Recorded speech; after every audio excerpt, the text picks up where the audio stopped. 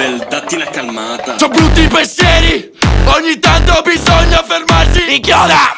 Non fottiamo con roba viola, non fottiamo. Goethe è stato a Padova, mi è rimasto affascinato. Forse una volta aveva un senso i dolori del giovane Werther. 250 anni, ma non troppe differenze. Vuoi dirmi che va tutto bene? Stai mentendo a te stesso, come quando schippi per sporrare nello stesso momento. Veneto d'acciaio.